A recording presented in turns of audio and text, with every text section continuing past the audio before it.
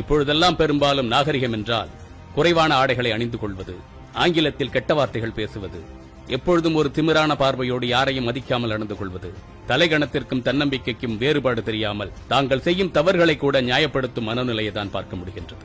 கிராமத்திலும் பொருளாதாரம் பின்தங்கிய பகுதிகளிலும் வாழக்கூடியவர்கள் தமிழில் கெட்ட வார்த்தைகள் பேசினால் அநாகரிகமானவர்கள். ஆனால் நான் அதிகம் படித்தவன் என்ற திமிரில் அதைவிட கேவலமாக ஆங்கிலத்தில் பேசினால் அவர்கள் நாகரிகமிக்கவர்கள். தமிழில் கெட்ட வார்த்தை பேசுபவர்கள் அநாகரிகமானவர்கள் என்றால் ஆங்கிலத்தில் கெட்ட வார்த்தை பேசக்கூடியவர்கள் அதைவிட அநாகரிகமானவர்கள்.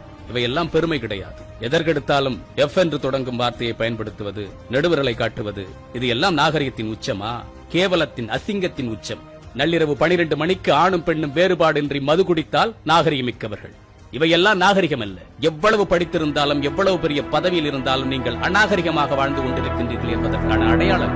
என் அன்பு பெற்றோர்களே, மிக உயர்ந்த நாகரிகமான பள்ளிகள் என்று சொல்லக்கூடிய உயர்வான பள்ளிகளில் படிக்கக்கூடிய மாணவர்கள் கூட இது போன்ற செயல்களில் இது போன்ற வார்த்தைகளை பயன்படுத்துகின்றார்கள். இன்னும் சொல்ல போனால் மிகப்பெரிய பள்ளிகளில் படிப்பவர்கள் தான் இதை மிகப்பெரிய கௌரவமாக கூட நினைத்து அந்த வார்த்தைகளை செயல்களில் ஈடுபடுகின்றார்கள். ஆரம்பத்திலேயே எப்படி முறையாக கண்டிக்க வேண்டுமோ அப்படி கண்டித்து இது போன்ற செயல்களில் அவர்கள் ஈடுபட்டு தங்களை சீரழித்துக் கொள்ளாமல் பாதுகாக்க வேண்டியது உங்களுடைய கடமை. இதையெல்லாம் பெருமையாக நீங்களும் நினைக்க தொடங்கி விடாதீர்கள். நாகரிகமிக்கவர்கள் என்றால் யார் தெரியுமா? எவ்வளவு படித்திருக்கிறோமோ அந்த அளவிற்கு பணிவாக நடந்து கொள்பவர்கள் நாகரிகமானவர்கள். நாம் பணிந்து பேசுவதனால் எந்த விதத்திலும் குறைந்து போய்விட மாட்டோம் என்ற சிந்தனை கொண்டவர்கள் நாகரிகமிக்கவர்கள். கோபம் வரும்பொழுதும் கூட, கோபம் தூண்டிவிடப்படும் இடத்திலும் கூட அன்பாக, அமைதியாக தன்னுடைய கருத்துக்களை முன்வைக்கக்கூடியவர்கள் நாகரிகமிக்கவர்கள்.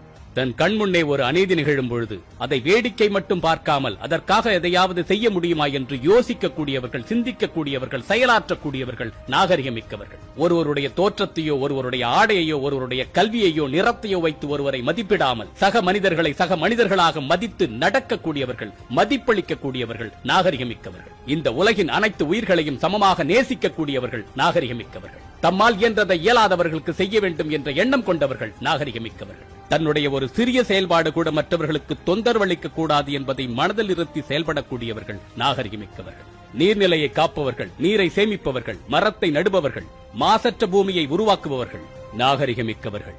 இந்த மண்ணில் மனிதனைப் போன்றே புல்லுக்கும், பூவுக்கும், புழுவுக்கும், பூச்சிக்கும், பறவைக்கும், விலங்கிற்கும் வாழ உரிமை உள்ளது என்பதை ஆழமாக நம்பக்கூடியவர்கள் நாகரிகமிக்கவர்கள்.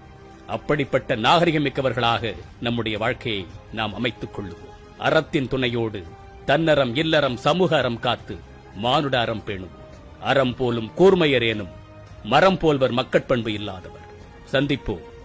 தமிழனாய் பிறந்தேன் என்ற பெருமையுடன். விஜய் சீதாராமன்.